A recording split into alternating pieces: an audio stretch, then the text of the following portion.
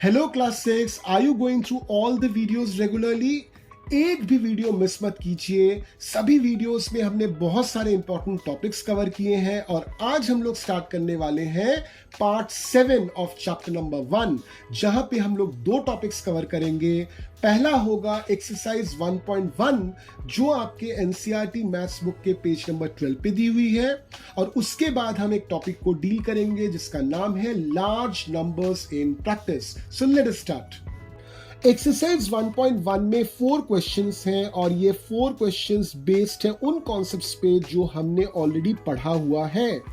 Question number 1 देखिए, यहाँ पे फिल इन द ब्लैंक्स दी हुई है जहां पे आपको अप्लाई करना है नंबर कन्वर्शन का कॉन्सेप्ट, जिसको हमने चैप्टर नंबर 1 के पार्ट 5 के वीडियो में ऑलरेडी देखा हुआ है।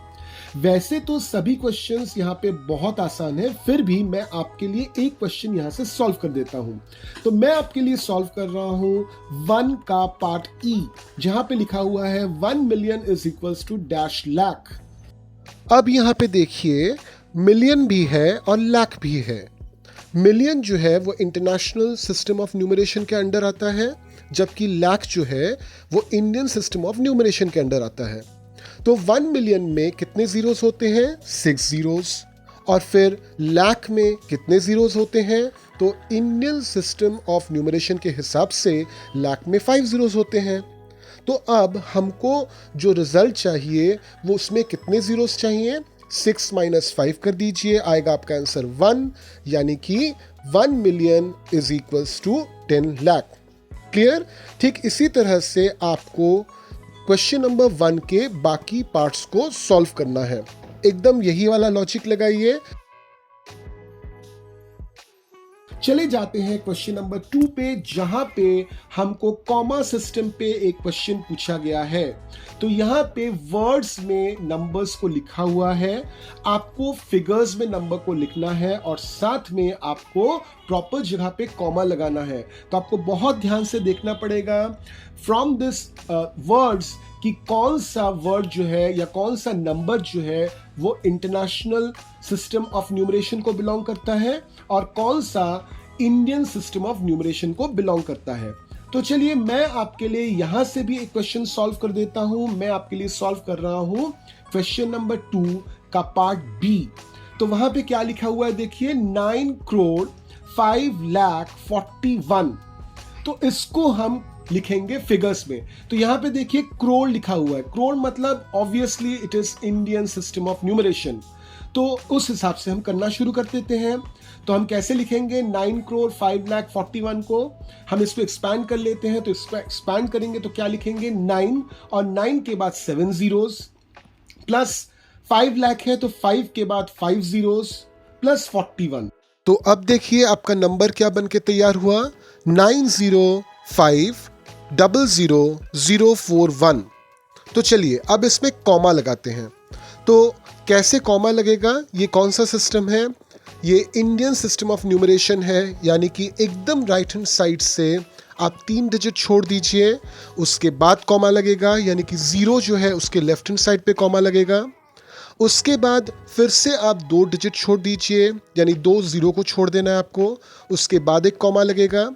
उसके बाद 05 है, इन दोनों डिजिट्स के पार जाके कॉमा लगाइए, यानी कि 0 के लेफ्ट हैंड साइड पे कॉमा लगाइए, और उसके बाद आएगा 9, यानी कि आपका नंबर बन के तैयार होगा 9,05,00,041।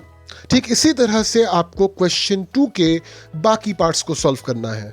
अब चले आते हैं क्वेश्चन 3 में, जहां पे नंबर आपको फिगर में दिया हुआ है। आपको इन नंबर्स को वर्ड्स में लिखना है और साथ ही क्या फॉलो करना है, इंडियन सिस्टम ऑफ न्यूमरेशन। तो चलिए हम लोग इसको सॉल्व करते हैं। हम लोग सॉल्व करेंगे क्वेश्चन नंबर 3 के पार्ट सी को। तो पार्ट सी में देखिए जो नंबर दी हुई है वो है 999,00046। तो इसको अगर इंडियन सिस्टम ऑफ न्यूमरेशन में लिखते हैं कॉमा लगाकर, तो क्या बनेगा 9,99,00,046। तो अब इसको अगर वर्ड्स में लिखेंगे तो क्या आएगा 9 करोड़ 99 lakhs 46। क्लियर? तो ठीक इसी तरह से आपको क्वेश्चन नंबर 3 के बाकी जितने भी पार्ट्स हैं वो कंप्लीट करने हैं। Now let us come to question number 4। Question number 4 एकदम सेम है क्वेश्चन नंबर 3 के जैसे ही।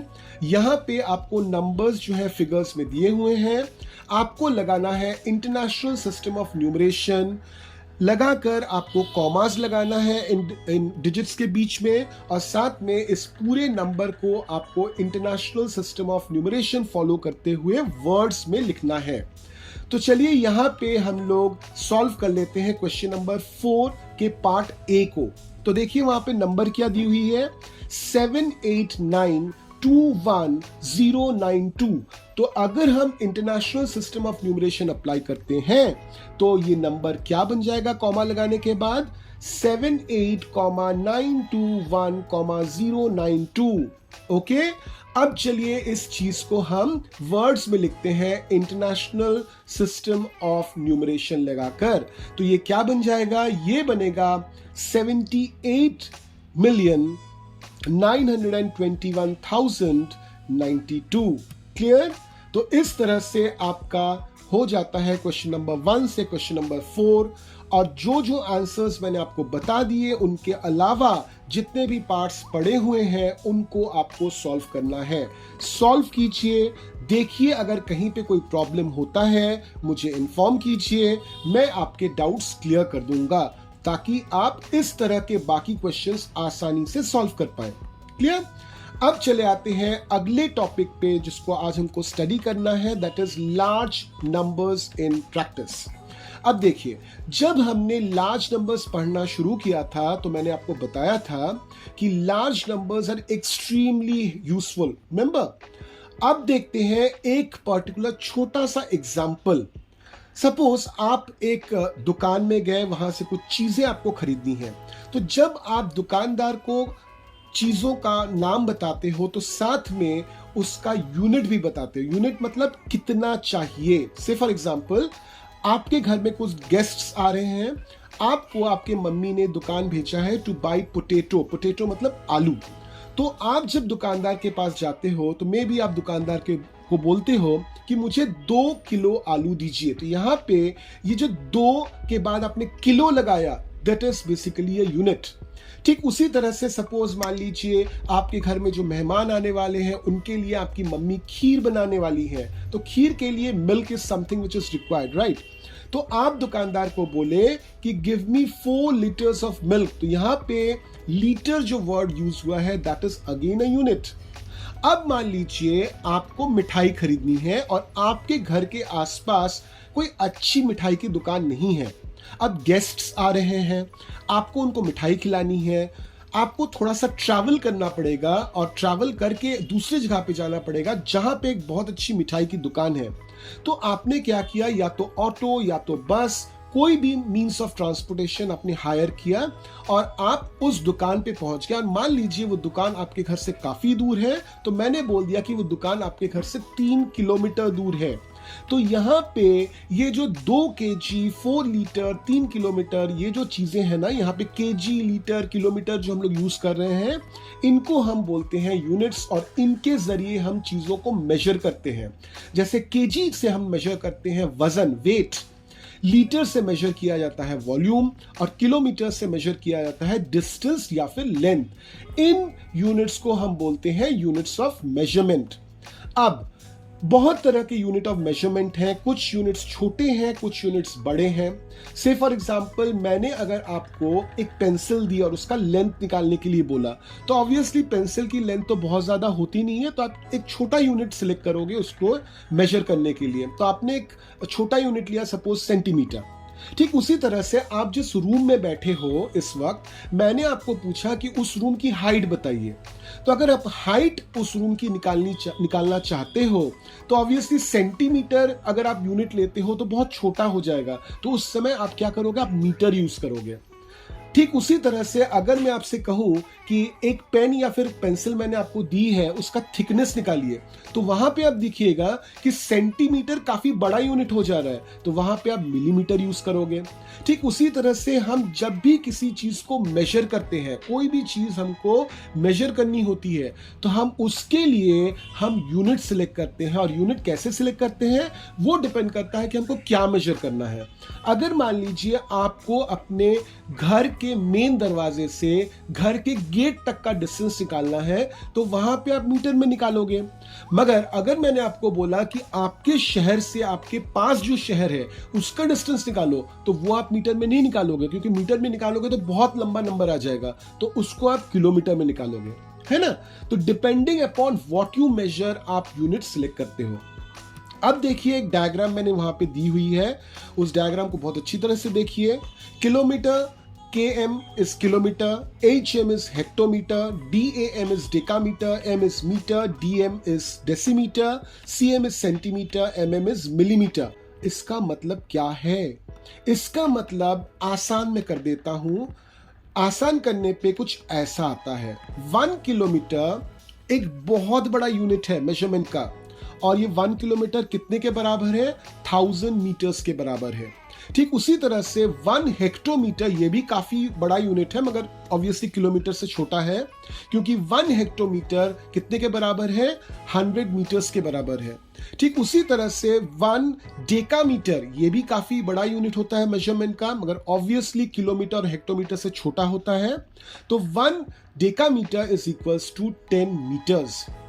अब चले आते हैं 1 DM. 1 DM is equals to, DM मतलब डेसीमीटर, डेसीमीटर मीटर से छोटा होता है, तो 1 DM is equals to 0.1 metre, या फिर यूं कहें कि 1 metre is equals to 10 DM. 10 decimetre अगर आप मेजर करते हो तो 10 डेसीमीटर का मतलब 1 मीटर होता है। ठीक उसी तरह से 1 सीएम, सीएम मतलब centimetre, is equals to 0.01 metre, या फिर यूं कहें 1 metre is equals to 100 centimetre. तो मैंने आपको किसी चीज को मेजर करने के लिए बोला और आपने उस चीज को मेजर करके उसकी लेंथ बताई 100 सेंटीमीटर, तो आप 100 सेंटीमीटर भी बोल सकते हो या फिर उसको 1 मीटर भी बोल सकते हो। यानी कि सेंटीमीटर, डेसीमीटर दोनों ही मीटर से छोटे यूनिट्स हैं। अब आखिर वाला चले आते हैं 1 mm, mm stands for millimeter, तो 1 millimeter is equals to 0.001 m, या फिर यूं कहें 1 meter is equals to 1000 millimetre. यानी कि अगर आपने किसी चीज की लेंथ निकाली 1000 मिलीमीटर, तो आप उसको 1000 मिलीमीटर भी बोल सकते हो या फिर 1 मीटर भी बोल सकते हो। तो किलोमीटर, हेक्टोमीटर, डेकामीटर ये मीटर से बड़े होते हैं, और ठीक उसी तरह से डेसीमीटर, सेंटीमीटर और मिलीमीटर मीटर से छोटे होते हैं। अब यहां पे देखिए मैंने कुछ टिपिकल एग्जांपल्स देके रखे हुए हैं ताकि आपको पता चले कि 1 मिलीमीटर कितना होता है, 1 सेंटीमीटर कितना होता है, या फिर 1 मीटर कितना होता है। तो एक पेपर क्लिप जो होता है उसकी थिकनेस 1 मिलीमीटर होती है, इतनी कम। आपका जो फिंगर नेल है, फिंगर नेल मतलब नाखून, उसकी जो चौड़ाई होती है दैट इज 1 सेंटीमीटर। एक गिटार जो होता है ना, गिटार में जो तार लगे होते हैं तो उसके तार का लेंथ होता है 1 मीटर करीब। अगर आपको एक जगह से दूसरे जगह का डिस्टेंस देखना है, जैसे मैंने पहले वाले एग्जांपल में बताया था, छोटे डिस्टेंस को हम कैलकुलेट करते हैं मीटर से, और काफी लंबा अगर डिस्टेंस हुआ तो हम उसको कैलकुलेट करते हैं किलोमीटर से। तो अब चले आइए पेज नंबर 12 पे, जहां पे एक ट्राई दिस सेक्शन दिया हुआ है। चले आते हैं फर्स्ट क्वेश्चन पे, how many centimetres make a kilometre. Okay, अब देखिए कैसे इस कन्वर्शन को हम लोग करते हैं। तो हमको क्या क्या पता है? हमको पता है 1 metre is equals to 100 centimetre. हमको ये भी पता है कि 1 kilometre is equals to 1000 metre. तो 1 किलोमीटर में कितने सेंटीमीटर होंगे? तो हमने लिखा 1 km यानी kilometre is equals to 1000 into हर एक मीटर में कितना सेंटीमीटर होता है 100 करके, तो इनटू 100।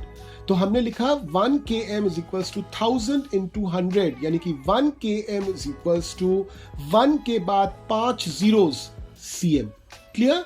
तो इस तरह से हम क्वेश्चन नंबर 1 को सॉल्व किया हमने। अब चले आते हैं क्वेश्चन नंबर 2 पे, जहां पे थोड़े बहुत अब चले आते हैं क्वेश्चन नंबर 2 पे, जहां पे हमको इस क्वेश्चन को सॉल्व करने के लिए गूगल का हेल्प लेना पड़ेगा। तो क्वेश्चन में क्या दिया हुआ है, name 5 large cities in India, find their population, also find the distance in kilometres between each pair of the cities. तो मैंने इस पूरे इंफॉर्मेशन को गूगल से निकाला है, तो गूगल ने मुझे ये वैल्यूज दिए हैं। ओके, तो नंबर 1 पे आता है मुंबई, सबसे ज्यादा पॉपुलेशन है उस सिटी की इंडिया में।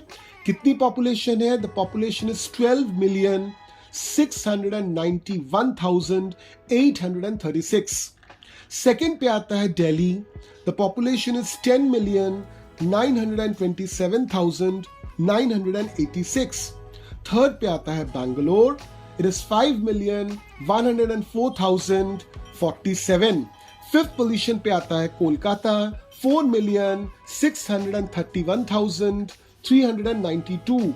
एंड फिफ्थ पोजीशन पे आता है चेन्नई, 4,328,063। तो ये मुझे मिल गए सबके पॉपुलेशन। अब मैंने मुंबई को स्टार्टिंग पॉइंट माना था और उससे बाकी शहरों का डिस्टेंस निकाला। तो मुझे क्या मिला, मुंबई टू दिल्ली जो टोटल डिस्टेंस है वो कितना है, 1502 किलोमीटर।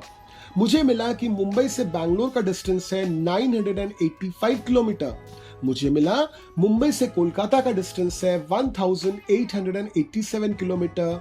एंड मुंबई से चेन्नई का डिस्टेंस जो है दैट इज 1338 किलोमीटर। जैसे मैंने शुरू में ही आपको बता दिया, ये जितना भी इंफॉर्मेशन आप देख रहे हो इस वक्त, ये पूरा का पूरा गूगल से उठाया मैंने।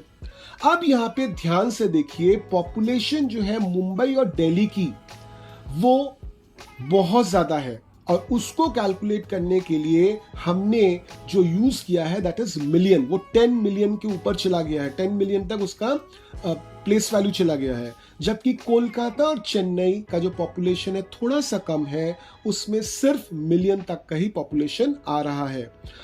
साथ में ये भी देखिए कि जब हमने इन शहरों के बीच में डिस्टेंस निकाला, हमने न डिस्टेंस सेंटीमीटर में निकाला, न मीटर में निकाला, हमने किस में निकाला, किलोमीटर में निकाला। तो किस तरह का मेजरमेंट करना है, उस तरह से हमको डिसाइड करना है कि कौन सा यूनिट हमको लेना है। तो ये तो रही लेंथ या डिस्टेंस की बात। अगर आपको वजन यानी कि वेट मेजर करना है तो उसके लिए भी सेम कॉन्सेप्ट है। देख लीजिए डायग्राम, इस डायग्राम में और पहले वाले डायग्राम में सिर्फ एक ही चेंज है, वो है वहां पे के एम था यानी कि किलोमीटर था, यहां पे केजी है, किलोग्राम है। तो यहां पे हर नंबर के पीछे या फिर यूं कहें कि हर प्लेस के पीछे मैंने जी लगाया है। So KG here stands for kilogram, HG stands for hectogram, DAG stands for decagram, G stands for gram, DG stands for decigram, CG stands for centigram and MG stands for milligram।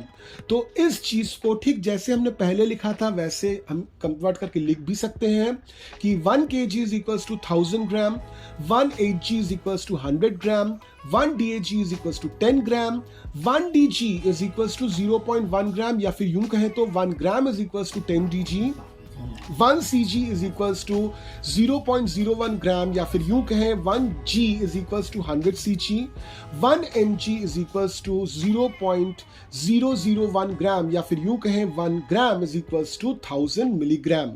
तो system of conversion, relation between the places बिल्कुल same है। पहले metre था, यहाँ पे ग्राम है। तो आपको याद रखना है मीटर यूज होता है डिस्टेंस या लेंथ कैलकुलेशन के लिए, ग्राम यूज होता है वेट के कैलकुलेशन के लिए। बाकी कन्वर्जन फैक्टर बिल्कुल ही सेम है। अब चले आते हैं पेज नंबर 13 पे।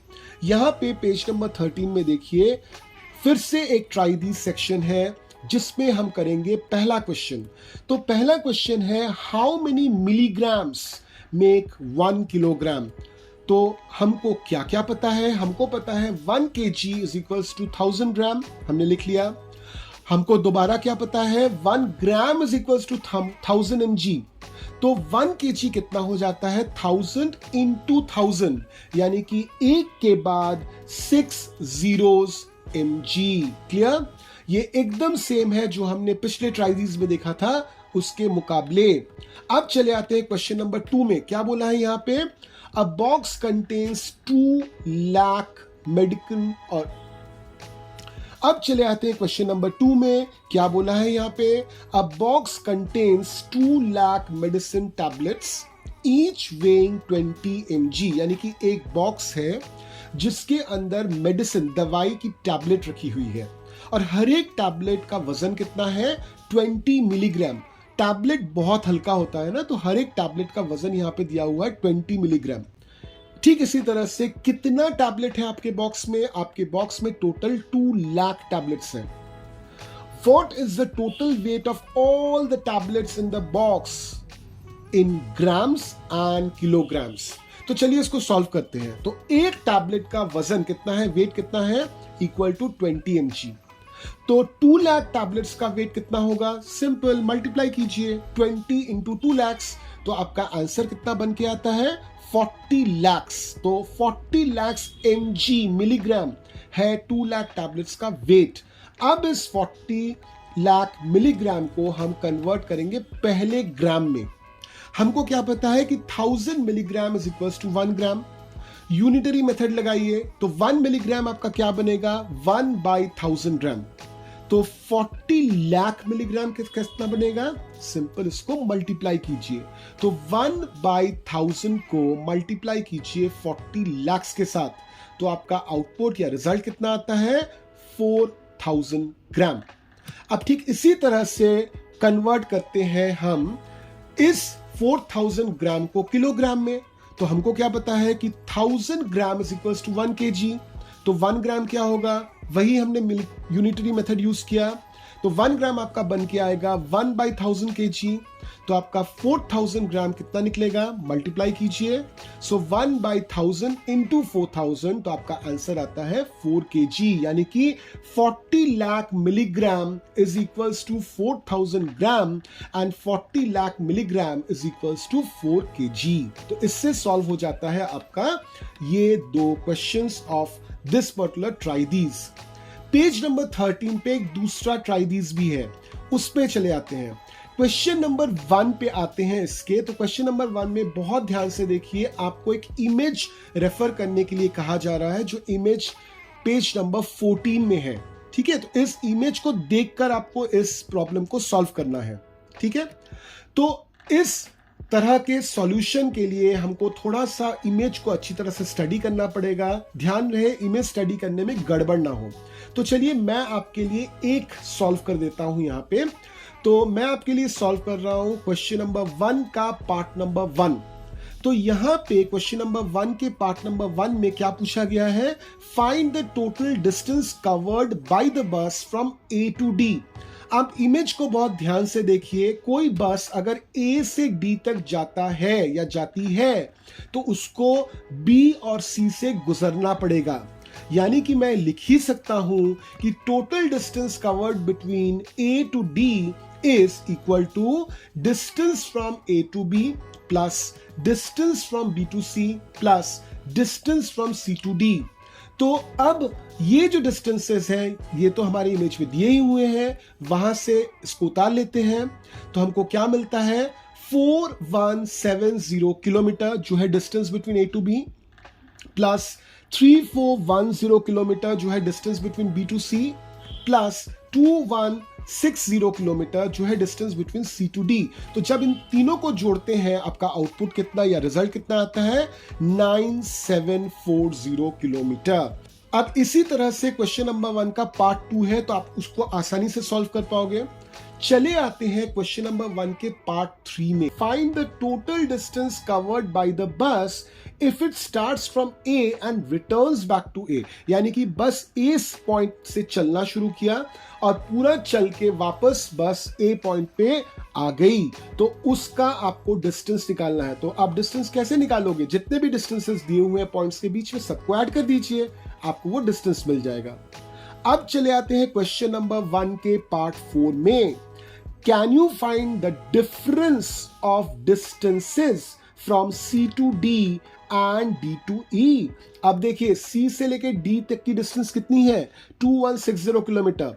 D से लेकर E तक की डिस्टेंस कितनी है? 8140 किलोमीटर। तो आपको इसका डिफरेंस पूछा गया है, तो इट्स अ सिंपल सब्सट्रैक्शन। ठीक है, अब चले आते हैं क्वेश्चन 1 के पार्ट नंबर 5 पे। Find out the time taken by the bus to reach. देखिए, अभी तक जितने भी क्वेश्चंस थे, सभी क्वेश्चंस में डिस्टेंस की बात हो रही थी। तो हम लोग इस इमेज को रेफर कर रहे थे, डिस्टेंसेस वहां पे दी हुई हैं। अब की बार हमको डिस्टेंस नहीं पूछा है, हमको पूछा है टाइम। तो चलिए यहां से मैं एक क्वेश्चन आपको सॉल्व करके दिखा देता हूं। तो मैं आपको क्वेश्चन नंबर 1 के पार्ट 5 के पार्ट नंबर बी को सॉल्व करके दिखा रहा हूं, जहां पे लिखा हुआ है C to D। अब देखिए C से D तक की डिस्टेंस कितनी है? It is 2160 kilometre. आपका जो बस है वो कितने स्पीड से चल रहा है? अब चलिए आइए पेज नंबर 13 पे अच्छी तरह से पढ़िए। वहां पे लिखा हुआ है बस की जो स्पीड है that is 60 kilometre per hour. इसका मतलब क्या होता है? एक घंटे में, पर आवर मतलब एक घंटा, एक घंटे में बस 60 किलोमीटर ट्रैवल कर सकती है। हमको कितना ट्रैवल करना है? 2160 किलोमीटर। तो सिंपल इसका सोल्यूशन निकालते हैं। 60 किलोमीटर बस ट्रैवल्स इन कितना टाइम? 1 आवर। तो 1 kilometre the bus will travel in what? Simple unitary method use कीजिए, 1/60 आवर। तो 2160 किलोमीटर बस विल ट्रैवल इन, मल्टीप्लाई कीजिए। सो 1/60 इंटू 2160। तो जब आप इसको सॉल्व कीजिएगा आपका आंसर आएगा 36। Process is clear? अब इसी प्रोसेस को फॉलो करके आपको क्वेश्चन नंबर 1 के पार्ट 5 में जितने भी क्वेश्चंस हैं सबको सॉल्व करना है। क्वेश्चन नंबर 2 काफी आसान है तो उसको मैं टच नहीं कर रहा हूं। तो आपको क्वेश्चन नंबर 1 के वो वाले क्वेश्चंस जिसको हमने अभी सेशन में सॉल्व नहीं किए, और क्वेश्चन नंबर 2, ये दोनों चीजें सॉल्व करनी है। सॉल्व करके देखिए आपको पूरा concept of this particular chapter समझ में आया कि नहीं, क्योंकि हम ऑलरेडी टुवर्ड्स द एंड है इस चैप्टर के। तो इससे खत्म होता है हमारा ये topic large numbers.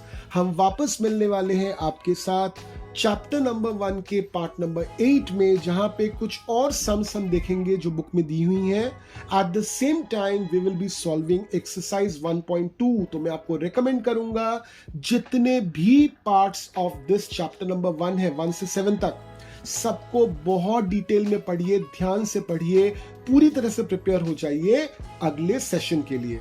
Till then keep learning.